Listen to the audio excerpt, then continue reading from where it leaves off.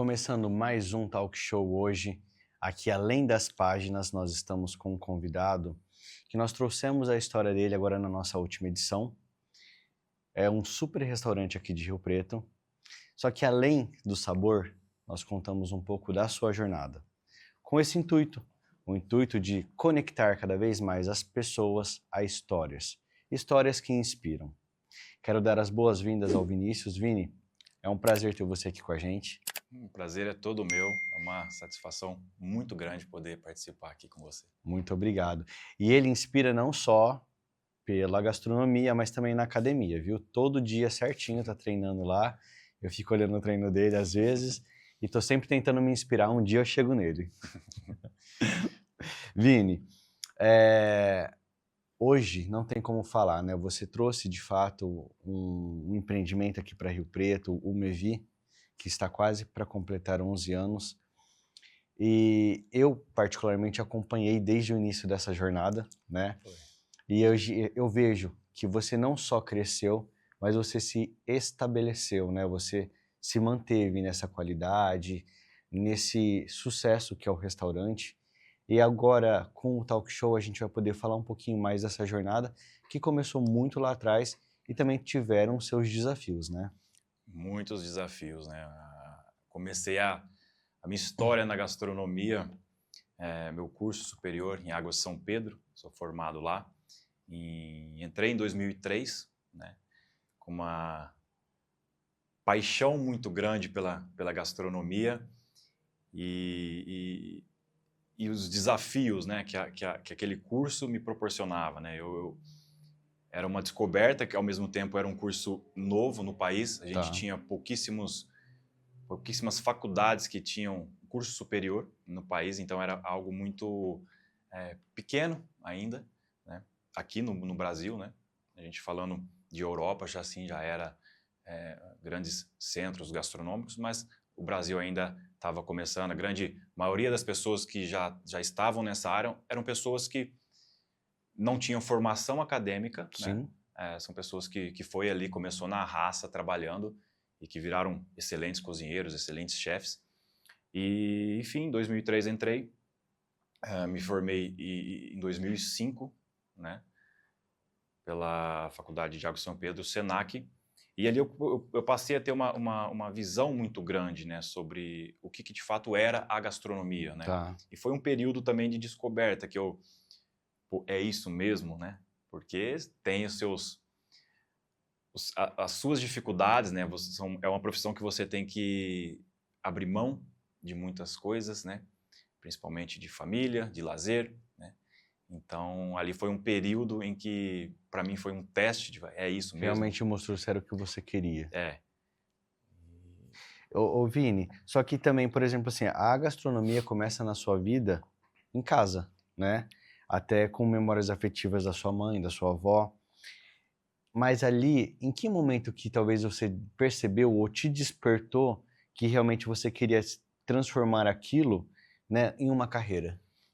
Olha, a gente quando é pequeno, né, não tem muita noção nem proporção, né, do que a gente vai querer, mas a gente vai passar a entender isso talvez lá na frente, você volta um pouco ali, você fala, nossa, naquela época eu já dava indícios e tal. Sim. Eu sempre gostei muito de comer, ok. Sempre gostei muito de cozinhar. Então, na época, minha avó cozinhava, era aquela avó tradicional que ficava o dia inteiro dentro de uma cozinha. Sim. Então, eu tive muito isso na minha infância. A minha mãe também cozinhava muito bem, né? E teve um período ali da minha adolescência, antes da adolescência, em que minha mãe saía para trabalhar, meu pai também. E aí foi aonde eu comecei a me aventurar na cozinha e fazia bolo de cenoura, fazia pão de queijo, me arriscava. Tentava replicar as coisas da sua avó também? Exato. As receitas que ela fazia era algo, aquele cheiro me vem na memória até hoje. Então acho que isso foi me cativando muito. E eu passei a cozinhar, fazer essas pequenas coisas dentro de casa, né? Até que chegou a época de eu escolher a minha profissão e eu não sabia, de fato, não sabia da existência do curso de gastronomia, Sim. mas queria algo relacionado à alimentação. Tá. Tá? Então eu prestei engenharia de alimentos, aí vi que não era uma parte mais química, né? Uma coisa Sim. que não era muito o que eu queria, até que veio a amiga minha e me apresentou o curso. Nessa época eu fazia um cursinho também, porque não sabia o que ia fazer e tal, Tá. mas queria algo relacionado à comida, à cozinha. E aí descobri a faculdade, né? Foi onde eu acho que foi a virada ali de chave que eu passei a entender, opa, vai ser minha profissão. E é o que nós estávamos conversando. Hoje em dia, nós temos vários programas, realities, que traz um pouco dessa gastronomia, o que trouxe também uma ascensão, né, de uns anos para cá. Só que naquela época não tinha nada disso, né? Então era pouco falado, né? E a cozinha naquela época, me corrija se eu estiver errado, também era vista muito como uma forma da mulher estar ali presente. Ou isso já estava numa mudança? Olha, a cozinha em si, na verdade, profissional, né, ela é muito diferente, né, da cozinha doméstica, vamos se dizer assim, no sentido de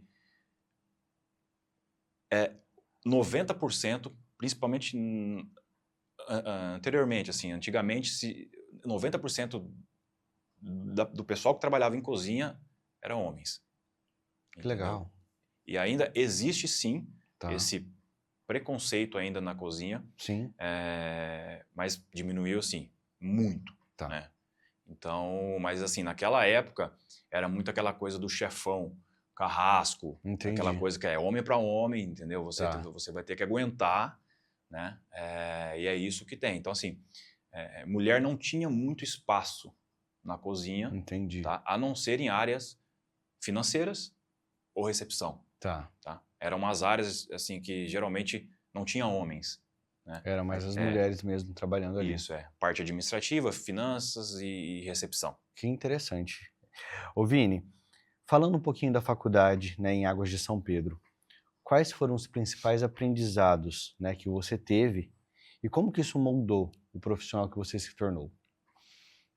Na faculdade eu passei a ter visão do que de fato era aquela profissão. Então ali eu comecei a ter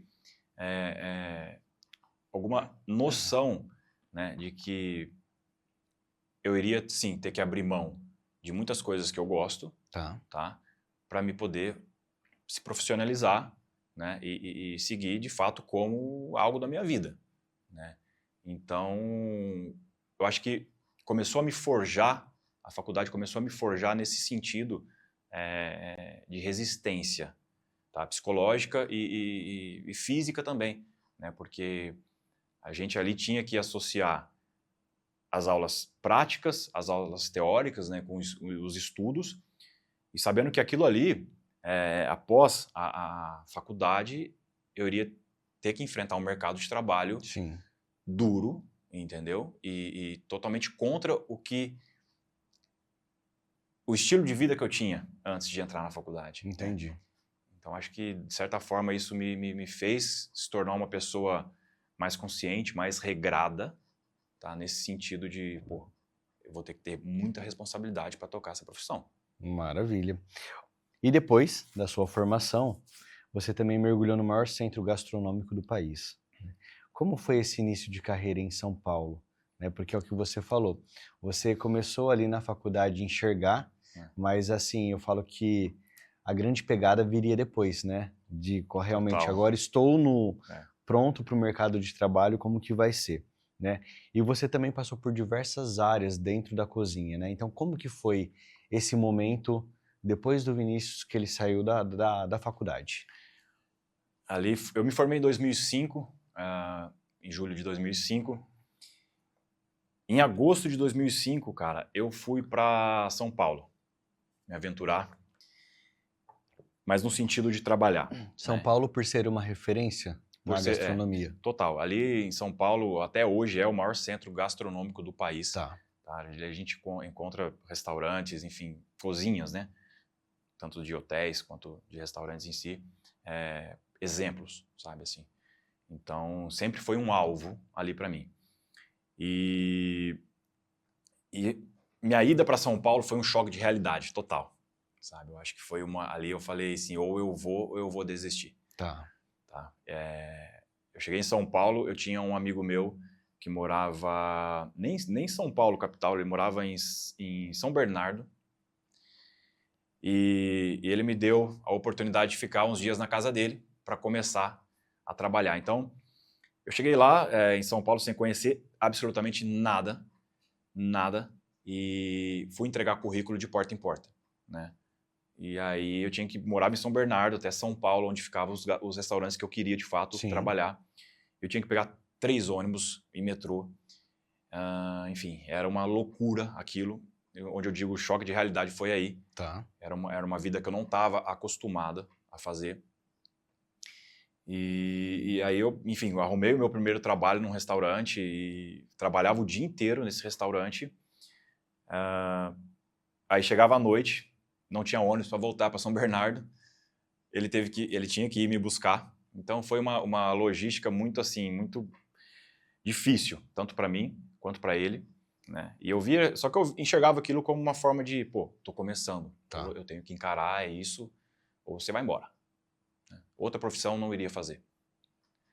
Então, a minha entrada em São Paulo foi isso, foi um choque de realidade muito grande. Depois eu consegui chegar em São Paulo, capital, né? Continuei procurando empregos lá e entrei para trabalhar num restaurante renomado lá, mas na confeitaria, né? Onde você falou aí que eu trabalhei em vários setores. Sim. Então, assim, de fato, a minha entrada na gastronomia profissional em São Paulo foi na confeitaria. Sim. Tá? Mas foi num restaurante muito bom que eu tinha muita vontade de entrar lá para trabalhar e eu sabia que aquilo ali ia ser a minha porta de entrada. Eu estando ali dentro... Você conseguiria galgar coisas Exatamente. maiores também. Eu conseguiria mudar de setores ali dentro, que seria muito mais fácil, né? Sim. Porque a cozinha, ela tem essa hierarquia, né? De posições, assim. Geralmente, as pessoas começam trabalhando na louça e depois elas vão passando por outros setores e aí a gente tem ali, né, a cozinha quente, que a gente chama, que é a parte do fogão, a parte, né, que é o último estágio para você... Ô, Vini, e deve ser, assim, bem desafiador, né? Porque eu acho que é nesse momento que a pessoa ou ela realmente encara e segue em frente ou ela para, né? Porque geralmente hoje quem faz uma faculdade, né, quem estuda para aquilo, o nosso imediatismo nos leva a querer já chegar numa cozinha quente, né? Então, você passar pelo menos ali pela louça deve ser bem desafiador. Mas é desafiador, mas é necessário. E eu digo isso até nos dias de hoje, principalmente nos dias de hoje. Quando eu cheguei em São Paulo, o menino que fez a faculdade de gastronomia, eu entrei num centro que era dominado por 90% de pessoas que não tinham cursos nenhum. São ótimos cozinheiros, o chefe de cozinha não tinha curso, e eram ótimos cozinheiros, né? Eram pessoas que você olhava e se inspirava, né? Então, assim, só que rolava esse preconceito, falava assim, o cara ali tem faculdade para cozinhar, sabe? Rolava isso daí. Você imagina eu entrando numa confeitaria, um homem entrando numa confeitaria com estudos, né? Então, assim, rolou muito preconceito, cara. Então, os caras tentavam me mandar embora de tudo quanto é jeito, entendeu? Fazer coisas para que eu fosse mandado embora do serviço e tal. Então, assim, você conviver com isso, cara, ali em São Paulo, longe de tudo que você está acostumado, da sua zona, né, de conforto, cara, aquilo era muito difícil. Só que, ao mesmo tempo, aquilo foi me forjando, me criando resistência, né? Porque eu sou um cara muito competitivo, e eu sabia que aquilo ali iria me levar para algo muito maior. E eu cheguei minha ida em São Paulo, eu tenho uma pessoa de referência na minha vida, que é meu pai, que teve uma história também de muitas dificuldades, enfim, né, de trabalho em roça, e que também foi para São Paulo sem nada, e construiu lá, estudou, passou em concurso e tal. Mas a história dele lá de São Paulo sempre foi minha inspiração. Então, particularmente, eu não podia me permitir fracassar de forma alguma. Entendi. Entendeu? Então, eu tinha isso como uma meta, algo dentro de mim que eu tinha que aguentar tudo ali dentro, sabe? E confesso que foi muito difícil, eu fiquei muito doente, porque, cara, envolve sistema imunológico quando você não está bem. Então, minha ida em São Paulo foi muito difícil, meu começo em São Paulo. Até eu me calejar, sabe, ficar casca dura mesmo. Mas é aquilo, eu me permiti a isso, sabe? E aí eu fui construindo dentro desse restaurante que eu entrei essa história, né? Tive a oportunidade de trabalhar em outros grandes restaurantes também, tá? Passando por outras praças, eu queria me permitir a isso, por isso que eu digo, né, que você até comentou referente a, deve ser muito difícil você fazer um curso e trabalhar numa louça. Sim. Né? O que vem se perdendo muito hoje em dia, né, que eu no Mevi hoje eu sinto isso com alguns profissionais que de vez em quando aparecem lá para querer trabalhar tal, com o ego muito alto, entendeu? Pessoas com pouca bagagem, tá? E com o ego lá em cima. E com o ego lá em cima, pessoas que não querem construir, asfaltar a estrada, você entendeu? Eles já querem percorrer a estrada, sabe? E teve um caso muito importante até que você cita na matéria, que eu acho incrível. Você trabalhou um tempo também sem remuneração, porque você de fato estava visualizando que aquilo fazia parte de um processo para um crescimento seu. Total, eu enxergava esse período como, na verdade, a minha remuneração era a experiência que eu estava ganhando. De fato, o restaurante ele não ia bem, né? Esse foi o motivo de eu não receber, mas era um lugar que eu gostava de trabalhar. Então, eu sabia que aquilo estava me fazendo muito bem no sentido de experiência, né? Por isso que eu digo, a gente sempre tem que trabalhar com um propósito, né? Com objetivos, né? Não pode se deixar perder. O que você quer? Qual que é o seu objetivo, né? Dentro da sua profissão? Mas apesar dessa questão competitiva que você traz, teve algum momento ali que você pensou em desistir? Olha, teve alguns momentos, sim, porque eu sempre falo, né, não é fácil. A gastronomia em si, o trabalho em restaurantes não é fácil. É um ambiente pesado, no sentido de que carga horária, entendeu? É um serviço braçal, né? E que no começo remunera muito pouco, tá? Remunera muito pouco. Então você tolerar tudo isso, né? Muito trampo, salário baixo, né? Desgaste. O chefe ali, né? Hoje em dia está muito mais tranquilo essa questão de chefe, né? Antigamente, na minha época, que eu tive em São Paulo, era aquela coisa de o chefe era carrasco, o cara jogava uma produção sua no chão e falava que você não servia para aquilo. Isso aconteceu comigo, entendeu? Então, nessas horas que vinha aquele pensamento, pô, será que é isso? Sabe? Mas, aquilo que eu acabei de falar, sempre foi algo que eu gostava de fazer e tinha uma coisa dentro de mim que não deixava eu desistir jamais. Mais que o pensamento vinha aqui, mas eu não conseguia desistir. Quanto tempo você ficou em São Paulo? Eu fiquei 8 anos. 8 anos. 8 anos enfiado dentro de cozinha e cursos, né? Em São Paulo ou você vai para trabalhar, adquirir experiência, ou você vai para... Porque assim, São Paulo é um lugar que você não dá para você conciliar os dois, né? Porque é um custo de vida muito alto lá.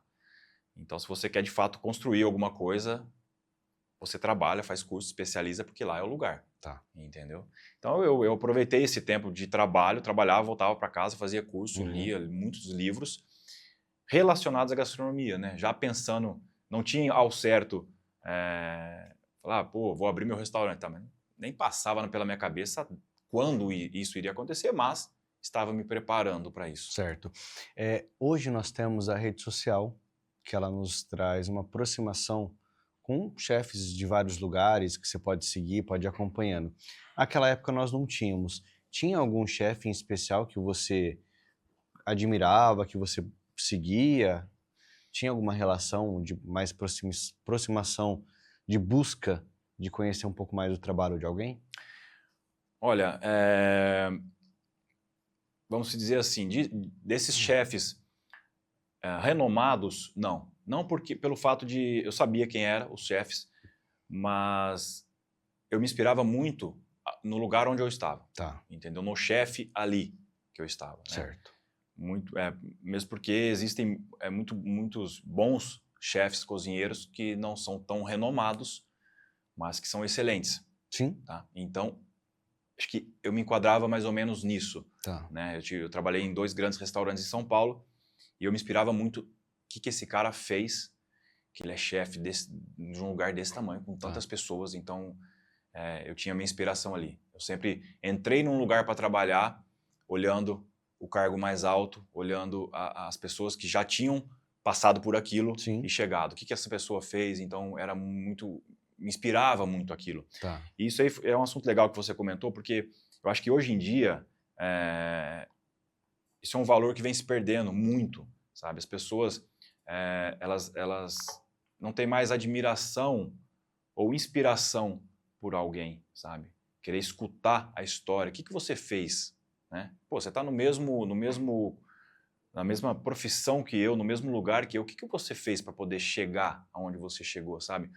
E eu sempre gostei de escutar histórias e me inspirar nas histórias de quem realmente estava ali dentro, tinha conquistado alguma coisa, sabe? E eu sinto hoje, cara, falta das pessoas, do pessoal mais novo, né, que está começando na área, né, tá fazendo os cursos, tal, vem fazer estágio, tanto no Mevi, ou tá ali como primeiro emprego, tal. São pessoas que não se inspiram, sabe? Não chegam em você e falam, pô, tua história é legal, isso, o que você fez, tal. Não, são pessoas que querem seguir o próprio caminho, sabe? Sem experiência, sem nada, e muito menos ouvir aquela pessoa. Sim, concordo com você.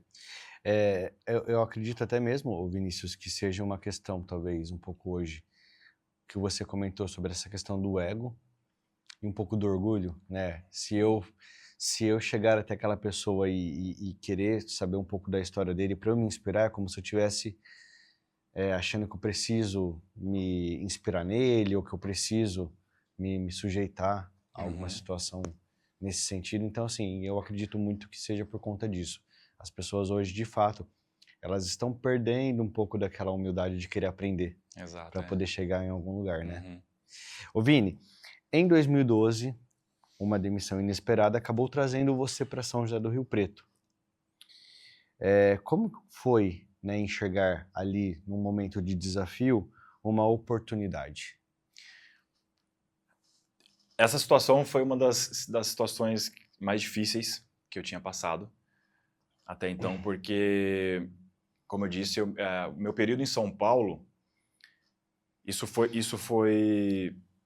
em 2012, e já vinha de um restaurante que eu estava trabalhando há 6 anos. Tá? E tinha alcançado o cargo ali de chefe também, né? E de fato foi uma demissão inesperada, porque era um lugar que eu me entregava muito, né? E naquela época a gente não se importava muito com essa questão de nossa, eu estou trabalhando demais, sabe? Eu volto a dizer, era uma situação que a gente queria chegar lá, não importa o preço. Então a gente trabalhava sem folga, tinha muita competição dentro do ambiente de trabalho, todo mundo estava querendo, né? Então tem algumas situações engraçadas, assim, que eu até morava com uma pessoa, que era um amigo meu de faculdade, tudo, que ele fazia questão de chegar antes que eu no trabalho. Ele dava um jeito de chegar antes que eu no trabalho, era o mesmo turno, ele fazia questão de chegar antes que eu no trabalho para mostrar ali que ele estava mais presente do que eu. Então, são situações... Então, você imagina a competição, tinha competição para tudo quanto é lado. E então era um lugar, enfim, que eu me dediquei demais para poder chegar ali onde eu tinha chegado. E de repente eu fui mandado embora sem muita justificativa, simplesmente pelo fato de você acredita que a vida é injusta, a vida é injusta. Nada mais. Então ali para mim, depois me voltou à cabeça tudo que eu tinha feito naquele lugar e foi um balde de água fria, literalmente. Tá. Mas a minha permanência em São Paulo já estava assim, eu já não aguentava mais. Já estava chegando no ponto também. Porque eu sempre fui muito família. E esse tempo todo que eu estive em São Paulo, eu abri mão de muitas coisas no sentido de família, de estar junto em festas, fim de ano. Trabalhava Natal, trabalhava Ano Novo, virada. Eu não voltava essas épocas, entendeu? Teve um período que eu fiquei 6 meses sem conseguir voltar para Rio Preto. Porque eu tinha acabado de entrar num restaurante, cara, e eu não queria folgar. Queria trabalhar. Como que eu ia voltar para cá? Tinha que folgar um final de semana. Né? Então, final de semana não faz sentido folgar num restaurante. E diferente por exemplo, Rio Preto, São Paulo não para, né? São Paulo não para. São Paulo é almoço, é janta, é madrugada, dependendo o estilo de restaurante, tem gente, está lotado. Né? Então ali foi um balde de água fria, literalmente, para mim. E eu tinha uma coisa muito certa, que era, eu não vou ficar mais em São Paulo. Tá? E aí foi a primeira pessoa que eu liguei, foi para o meu pai. E meu pai sempre foi aquele cara que batalhou muito e que sofreu muito também. E eu falei, pai, aconteceu isso, vou voltar para Rio Preto. E ele falou assim, você vai vir fazer o quê aqui? E eu estava tão certo daquilo, porque assim, eu ia ter que voltar, ia ter que morar com eles, novamente. Né? Minha mãe já queria que eu voltasse. E eu voltei, entre aspas, contra a vontade um pouco dele, porque ele sabia que aqui o mercado de gastronomia ainda... Era muito limitado. Era muito limitado. Né? Não tinha muitas coisas e não me vinha à cabeça também muitas ideias referentes... né? Mas enfim, aí, decisão tomada... Voltei para São José do Rio Preto, voltei para casa da minha mãe. Tá.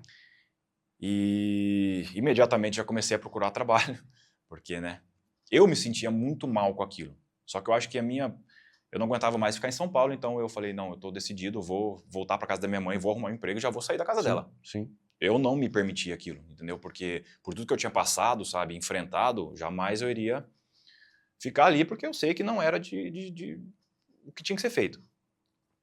E aí arrumei um emprego, né, aqui em Rio Preto, e assim, foi um lugar, cara, foi um choque, outro choque de realidade, porque em São Paulo eu tive exemplos maravilhosos no sentido profissional, tá? Então, eu entrava num lugar, São Paulo é muito assim, São Paulo, a gastronomia em São Paulo, ela é exemplo em todos os sentidos, tá? É um lugar que não é, você entra num restaurante para trabalhar, um restaurante renomado, ele não é maquiado só aquela parte da frente, entende? Que o proprietário ali se preocupa só com a parte da frente. Sim. E a retaguarda ali fica a desejar, não. Sim. Eram restaurantes assim, extremamente estruturados, tá? Muito equipados. Você tinha total condição de ter alta performance ali trabalhando todos os dias. E quando eu vim para Rio Preto, eu entrei num restaurante que era totalmente o oposto disso. Então, foi uma coisa que me decepcionou demais, cara, demais, porque eu vinha de uma escola absurdamente fantástica, que foi São Paulo, e cheguei aqui, a cozinha do cara era praticamente uma cozinha doméstica e fraca, no sentido de equipamentos, entendeu? De proporcionar um trabalho bem feito. Então, eu vim com uma bagagem muito boa de São Paulo, querendo replicar, porque, pô, eu preciso, né? E aí você chega para cair num restaurante que não te dá uma oportunidade para isso, sabe? E aí, obviamente, que você já começa a enxergar, né? Se aqui dentro já não é legal, o cara não se preocupa. E o cara era chefe de cozinha. Tá? Então, se ele não se preocupa com isso, como que isso aqui vai dar certo?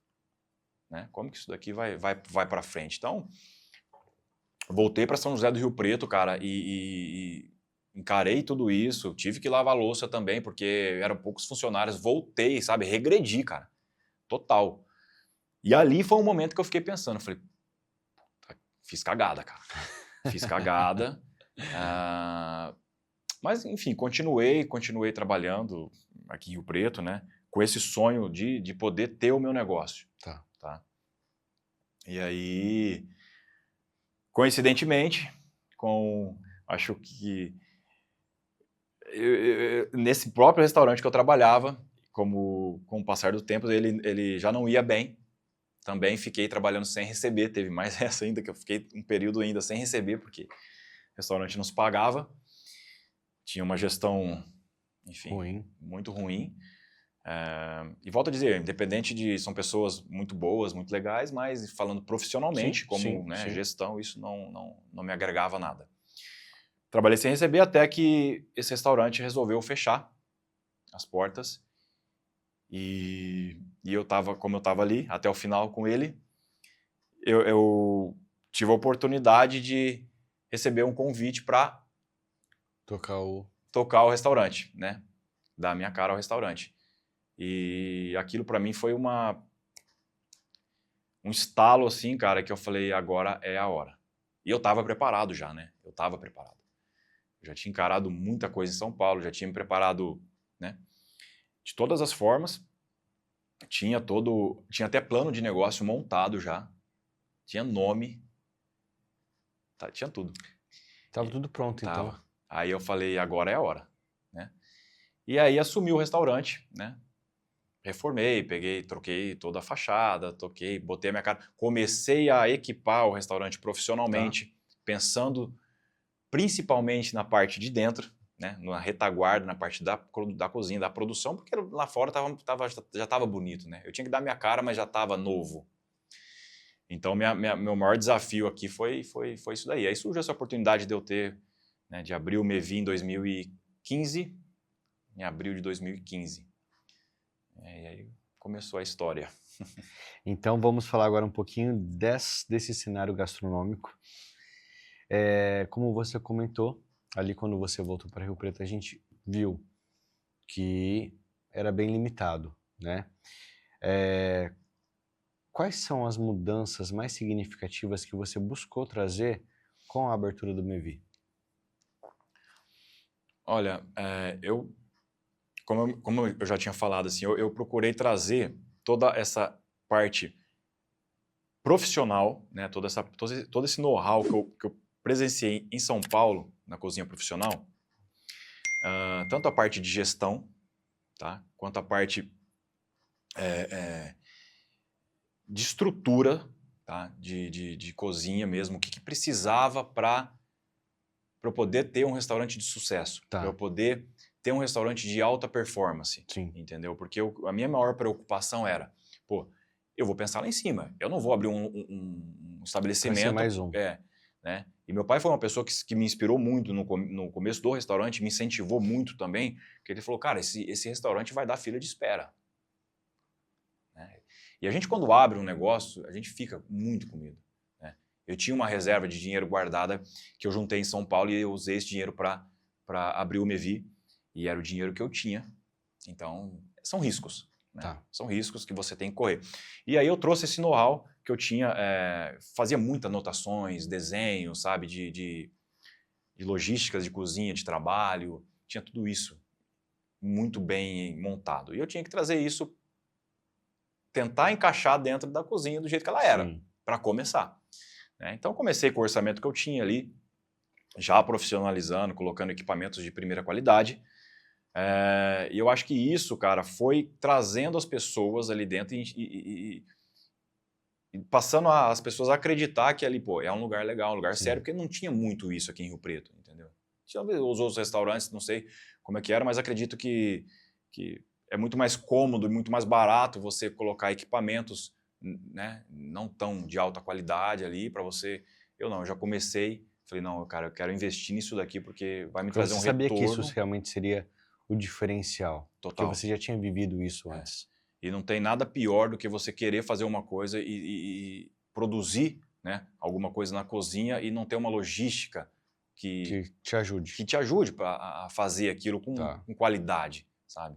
Então, pessoas, de fato, que se preocupam em entregar qualidade, eles vão se preocupar também com, como é que tá a tua cozinha, sabe? Com certeza. Eu não consigo entregar qualidade com um equipamento desse. Sim. Entendeu? Então, eu sempre pensei muito nisso. Então, eu quis equipar a minha cozinha, assim, para não ouvir esse tipo de reclamação, entendeu? Ô Vini, e aí, por exemplo, o Mevi, ele, desde o início, então, ele sempre se destacou por oferecer uma experiência completa e não apenas a boa comida, né? Como que você define essa experiência dentro da gastronomia? Igual eu tinha mencionado para você, eu sou um cara muito perfeccionista, né? E eu não só tinha pensado na parte da produção, da cozinha, mas como um todo. Eu sabia que um todo, ali, para o restaurante, ele faz a diferença. Tá? É uma engrenagem. Todos os setores ali do restaurante, desde a recepção, desde a reserva, entendeu? A moça que atende para fazer a reserva, a recepção, enfim, o bar ali, o atendimento do salão, o segurança lá da porta, todos, tem que estar numa sintonia, né? E tem que servir excelência, né? Então, assim, eu sempre me preocupei muito, né, em passar esses treinamentos, né, em setores diferentes, mas que eles caminhassem junto. Tá? Então, isso é uma coisa que eu levo até hoje no Mevi, né, porque eu acho que nunca se perde, nunca também é uma coisa certa. Né? Isso aí são treinamentos que a gente tem que ir aprimorando. A gente vai aprimorando tudo. Sim. Hoje o Mevi, depois de 10 anos, a gente aprimora todos os setores ainda. Né? Então, eu acho que eu me preocupei muito no começo em estabelecer uma cultura ali no Mevi em que todas as pessoas tivessem o interesse em entregar o melhor. Tá? Então, isso é uma coisa que eu carrego até hoje. Eu acho que tem uma grande parcela de culpa, né, nesse sentido de o Mevi hoje, o que o Mevi consegue oferecer, né, em setor de serviços, tá? Eu gosto da recepção, gosto do cafezinho, gosto do atendimento. Então, acho que é um pouco disso, sabe? É cuidar de pontos específicos e não deixar nenhum para trás, né? E é interessante, porque quando você tem essa cultura muito bem definida, qualquer pessoa que entre para trabalhar com você, ela tem que ter aquilo claro para ela e ela só vai continuar com você porque ela entendeu e ela aceita essa cultura. Então isso é muito importante mesmo. Sim. Né? Vini, aí então a gente vai falar um pouquinho agora sobre a consistência. Né? Manter o mesmo sabor por 10 anos, quase 11. Né? Qual que é o segredo para um mercado hoje que é tão volátil? Bom, treinamento. Eu acho que treinamento é um processo dentro acho que de todas as empresas, mas falando, né, do restaurante, falando do Mevi. É algo, assim, indispensável. Tá? Treinamento é uma coisa que tem que ser feito todos os dias. Tá? Todos os dias. Então, isso é uma coisa que lá atrás também eu peguei como um gatilho mesmo, assim, falar, não, isso é uma coisa muito importante, então todo mundo que entrar e for responsável por determinada praça tem como obrigação treinar quem está entrando. Sim. Tá? Porque eu via muito acontecer o seguinte, as pessoas entravam nas empresas para trabalhar, falando em restaurante em geral, e pelo desespero da pessoa ali dentro, estou precisando de funcionário, tal, colocava uma pessoa ali dentro, não passava o treinamento adequado e cobrava aquela pessoa. Ou seja, totalmente errado. Né? Que resultado que você vai ter? Primeiro que a pessoa não vai ficar. Pô, né? Que tipo de cultura de empresa é essa que você me põe aqui e tal? Então, acho que no Mevi eu cuido muito disso. Eu acho que é responsabilidade de todos os chefes de praça passar o treinamento o tempo que for. Óbvio que a gente tem que ver o interesse da pessoa que está ali, né? A evolução. Mas o tempo que for preciso vai ser passado um treinamento para aquela pessoa. Eu acho que, né, voltando aí na pergunta, que o treinamento resume tudo isso, sabe? Treinamento desde a recepção, volto a dizer, o atendimento, entendeu? As fichas técnicas de receitas de drinks, de receitas de pratos principais, é algo fundamental. Né? Então, assim, a ficha técnica ela não é feita para ficar na parede bonitinha, para você ficar olhando foto colorida, não. É algo que realmente é muito a sério, impacta absurdamente em finanças na empresa e isso tem que ser levado muito a sério. Tá? Então, a gente procura seguir muito regrada essa questão de treinamento. Sim. Porque às vezes sai uma pessoa importante, de cargo importante ali, pô, quem que se vai? Então a gente vai fazer a sucessão de uma outra pessoa que está ali dentro, que não estava acostumada a fazer aquilo, e a gente vai passar um treinamento para que seja padrão. Ó, é desse jeito há 10 anos, e não pode ser diferente. Né? Então é mais ou menos nessa linha assim, que eu procuro seguir. E aí, nós também tivemos um momento que foi muito um divisor de águas, que foi a pandemia, né? Como que você atravessou esse período e o que mudou na forma de você gerir o seu negócio após a pandemia? Cara, a pandemia foi um terror, cara. Foi um período que o restaurante estava a 300 por hora, cara. A gente estava vindo muito forte em tudo, cara, em produção, em ideias, em criação de receitas, e implantando coisas novas, cara. E pá, chegou a pandemia, né? O que a gente vai fazer? No começo era tudo muito, muito novo, né? A gente foi sentindo dia após dia com as medidas, enfim, do governo que a gente teve que ir tomando, né? E as tomadas de decisões tinham que ser muito rápidas naquele momento, né? Não tinha brecha, não tinha tempo para você... Ah, eu vou pensar o que eu vou fazer. Então, assim, a gente estava com uma operação a todo vapor, ou seja, um estoque no restaurante para suprir o que a gente tinha. E, de uma hora para outra, o restaurante fecha as portas. Tá? E aí a gente se pergunta o que a gente vai fazer, né? Ou seja, os garçons, a recepção, o bar, essas pessoas já não iriam mais precisar trabalhar. Não tinha aonde eles trabalharem. Cozinha, né? O que a gente vai fazer? A única opção, acredito que muitos dos restaurantes também seguiu por essa linha, foi criar o delivery. Tá? Era o único meio de sobrevivência, não tinha o que ser feito. Tá? Criar o delivery. Tá? Aí surgiu uma outra dificuldade, que foi como que eu vou entregar essa comida fresca por delivery. Que é o grande desafio. É o grande desafio. Então, que é a experiência da pessoa chegar com um prato, aquele prato bonito. Né? Isso é uma experiência também, né, Vini? Agora, quando você recebe na sua casa, perde-se um pouco dessa experiência. Exato, né? E muitas vezes, depende do tempo também, acaba não... O que aconteceu? Né? Aí a gente criou o delivery, né? E aí veio muitas dúvidas, né? Pô, vamos ter que estruturar a logística total do restaurante, questão de estoque, tá? O que a gente vai fazer com a mercadoria que já estava lá comprada? Será que a gente vai ter volume de venda para poder não perder essa mercadoria?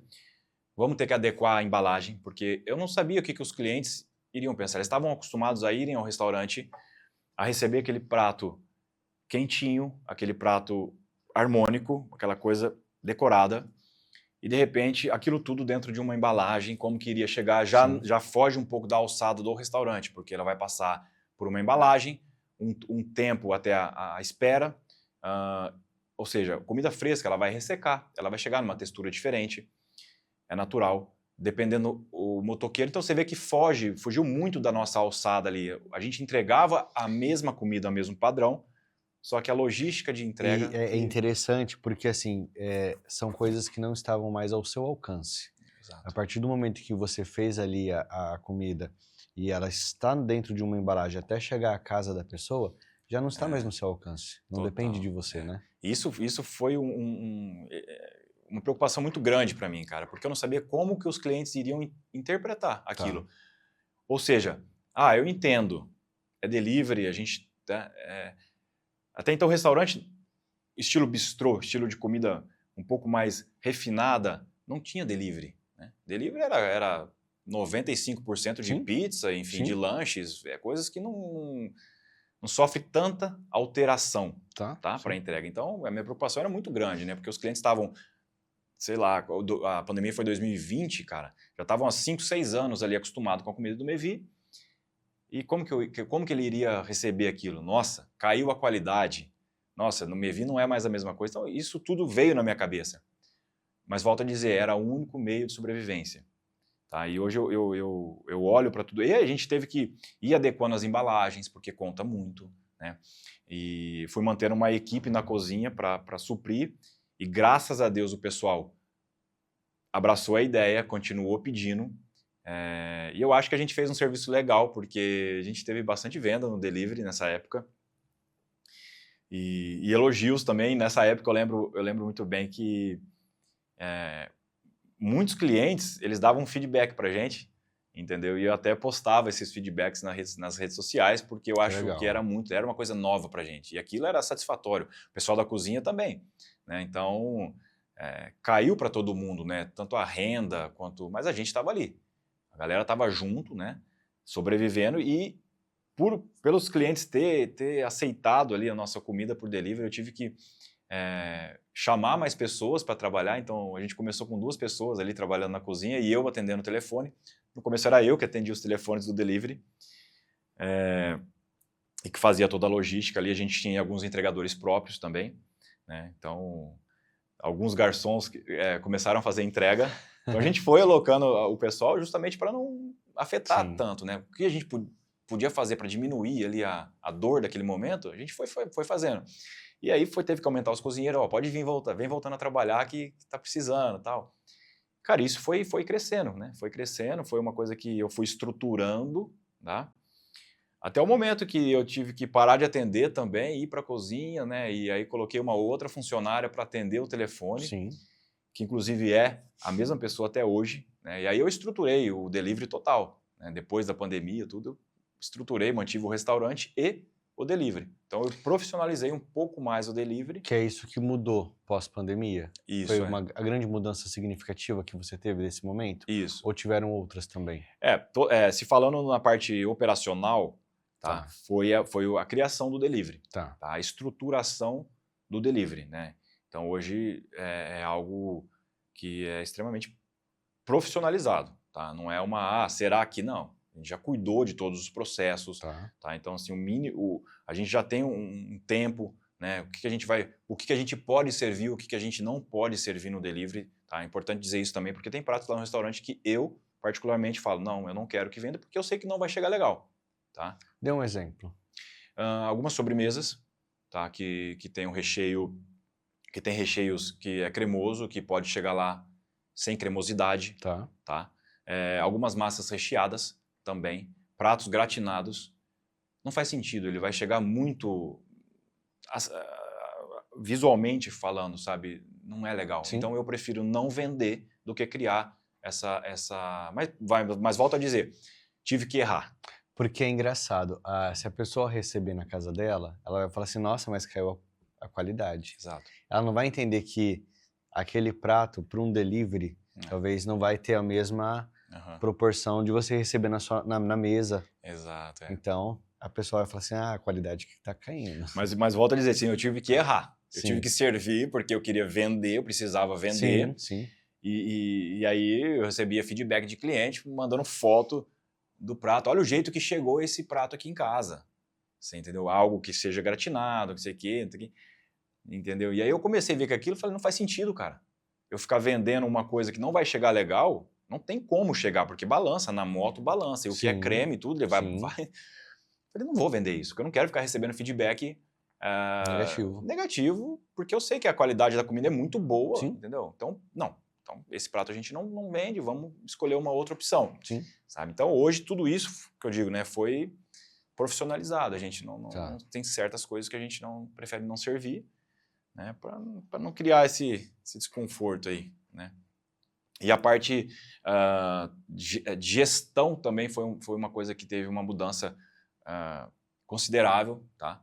Na época da pandemia. Acho que até os próprios funcionários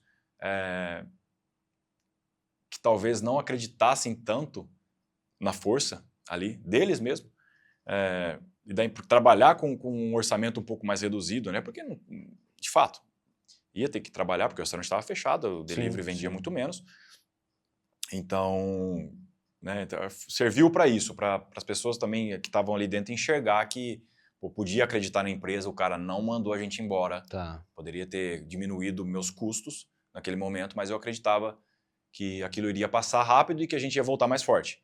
Então serviu essa parte de gestão, sabe, financeira, gestão de pessoas, foi uma coisa que eu aprendi muito também, sabe, a lidar um pouco mais com os sentimentos das pessoas, porque as pessoas chegavam até mim e falavam, não tá fácil, eu tinha tal despesa, tal, não sei o que, meu orçamento caiu, o que eu vou fazer agora, sabe, então foi um período difícil, mas que serviu para um crescimento total, sabe. E tem várias pessoas que comigo estão ainda hoje, que na época da pandemia estava lá e enfrentou tudo também, né? Tá. Vini, hoje o Meville se prepara para celebrar 11 anos. Quando você olha para trás, o que mais te emociona na sua trajetória? 11 anos é tempo, cara, olha. Nossa. Eu não paro muito para pensar assim, sabe, questão de anos, assim, mas quando que nem eu escutei você falando agora, né, você fala, pô. Mas eu acho que saber, cara, que todo esse período, cara, eu pude proporcionar crescimento para as pessoas, sabe? Pude agregar algo na vida das pessoas, porque eu acho que empresa é muito isso, né, cara? É muito pessoa, né? São pessoas que movem pessoas. A gente precisa ali dentro de ter uma conexão muito forte. E a gente se dá muito bem com isso. Então, eu saber, cara, que as pessoas ali dentro... eu formei famílias ali dentro, cara. Eu digo eu, né? O Mevi em si formou famílias. Não foram poucas, não, cara. Famílias com filhos mesmo já, entendeu? Casamentos, filhos. E isso é uma coisa muito legal, cara. E você vê o crescimento da história da pessoa, né? Exato. São pessoas que entraram ali sem se conhecer, e aí se conheceram e começaram um relacionamento e casaram e tiveram filhos, cara. Você vê o nível, né? Então, assim, eu acho que isso me faz ficar muito feliz de saber, independente de todo o processo que foi implantado no crescimento, de muitas horas de trabalho, enfim, de estudos, de trazer coisas, novidades, de implantar, e as pessoas, de fato, não, vamos junto, vamos crescer junto, sabe? Então, assim, essas pessoas, eu saber que essas pessoas estão junto comigo, tem pessoas que estão comigo desde o começo, né? Quando eu trabalhava anteriormente, antes de ter o Mevi, quando eu fui abrir o Mevi, eu fui chamar essas pessoas, eu fui na casa de cada um deles e convidei, falei, tô abrindo um restaurante, vamos comigo? Eu comecei com 2 pessoas, entendeu, lá dentro, cara. Então, eu sabia que essas pessoas estão comigo lá dentro, cara, eu tenho uma gratidão muito grande, sabe? Sim. E acredito que eu estou fazendo algo ali na vida delas, sabe? Então, isso pra mim mostra tudo, Não sabe? tem palavras. Não tem palavras, cara. Ô Vini, qual que é o prato que você mais gosta de cozinhar? Por exemplo, vou te fazer 2 perguntas. Qual é o prato que você mais gosta de cozinhar? E naquele momento, fora do restaurante, que você está com amigos, familiares, qual que é o prato que eles mais pedem para você fazer? Olha, eu não sei se tem um prato específico assim, né? Mas no Mevi tem 2 pratos que eu gosto muito, tá? E eu falo isso para todo mundo. Um monte de amigo meu, cliente que pergunta. Tem cliente que vai no restaurante e pergunta, fala pro chefe escolher. Igual, né? Então, mas 2 pratos que eu sirvo lá, que é a paleta de cordeiro, que eu gosto muito. Pelo processo, pelo tempero, pelo método que ela é feita. E é uma carne extremamente sutil, leve, delicada, eu gosto muito. Que é a paleta de cordeiro e o arroz de polvo também. São 2 opostos, um frutos do mar e outro que eu gosto muito, que é o arroz de polvo, que ele é feito com arroz basmati, um arroz bem aromático. E enfim, eu gosto muito. É muito tempero, sabe, muita potência ali no prato. Só acho que é bem característico. Não são os pratos que mais vendem, tá? Deixar claro que não são os pratos que mais vendem, mas são os meus preferidos ali do Mevi. Qual que é o top 3 do Mevi? Top 3. Para mim ou para eles? Para eles, tá. A gente tem um prato que é a fraldinha, tá? Que é uma carne grelhada com um queijo brie por cima, tá? Servido com tagliolini de cogumelos, que ele vai com uma gema caipira em cima. Eu acho que esse é um prato, cara, que ele é muito bom, de fato, ele é muito bom. Mas é aquela ideia que você compra primeiro com os olhos. Tá. É um prato que você olha e você fala, você se apaixona, você fala, nossa, Sim. que é isso? Né? E a galera vai postando, né? Então você chega lá, Sim. que era aquele prato que vai com a gema em cima. Então, fraldinha. Outro é o camarões ao forno, que são camarões rosa com molhinho provençal e um fettuccine, uma massa também fresca da casa ali com um molhinho trufado, tá? E o filé mignon mostarda, que esse prato está desde o começo do restaurante. Tá. É um medalhão de filé com um molhinho mostarda e um risoto de queijo grana padano, né? Então, acho que é o top 3. São os 3 que mais saem. Tem o bacalhau, que também é um prato que está desde o começo, que eu gostaria de acrescentar nessa lista aí também, que faz parte. Maravilha. Ô Vini, se você pudesse deixar um conselho, né, para quem sonha hoje em empreender na gastronomia, qual que seria? Conselho, cara, eu aconselho você ir, tá? Você enfrentar, você ter coragem de encarar os desafios. Acho que qualquer área tem os seus desafios, mas se é o que você gosta de fazer, vá em frente, tá? Construa a sua estrada primeiro, para depois andar nela. Tá. Porque não é fácil. Acho que assim como nenhuma profissão, se você quer atingir algo Sim. de fato exponencial, algo que te vai levar para outro nível, algo que vai fazer a diferença, não vai ser fácil. Você vai ter que lidar com muitas frustrações, mas vale muito a pena. Então, acho que é isso. Construa a sua estrada para depois andar nela. Com humildade e resiliência, né? Que vai precisar. Muita. É isso. Meu amigo, eu quero agradecer muito a sua participação. Foi uma delícia o nosso bate-papo. Foi muito bom conhecer um pouco mais você. Vendo você falar assim, agora, pelo menos no final, me emocionei por conta da sua trajetória, por justamente ter te conhecido do início e ver hoje o que você trouxe, não só para Rio Preto, mas ver o teu crescimento, saber que de fato você entrega o que você fala, que é essa qualidade, esse amor. Então eu só tenho a te desejar muito sucesso, mais 11 anos, mais 30 anos, que você possa nos presentear com essa gastronomia tão gostosa que você oferece aqui. Que bom, fico muito feliz aí pelas suas palavras. Eu acho que é muito recíproco tudo isso. Eu te conheço já há bastante tempo também. Sei que você é um cara da batalha, um cara ali que está todo dia correndo atrás e fazendo um serviço também maravilhoso.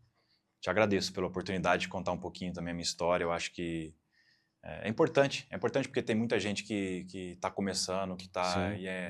Volto a dizer, né? É legal a gente se inspirar, poder ouvir histórias, né? De alguém que passou por aquilo que você está querendo começar agora. É importante. Então, te agradeço de coração por abrir esse espaço, esse tempo aqui para poder contar um pouquinho do que eu passei. Sinta-se sempre convidado. Que bom, muito obrigado. Obrigado você. Nós vamos ficando por aqui com esse episódio do nosso Talk Show. E o propósito do Talk Show, do podcast, é justamente esse, né? Contar histórias que inspiram, mostrar quem está por trás, quem está fazendo acontecer. E hoje, com o Talk Show, nós estamos além da página. Até a próxima, um abraço.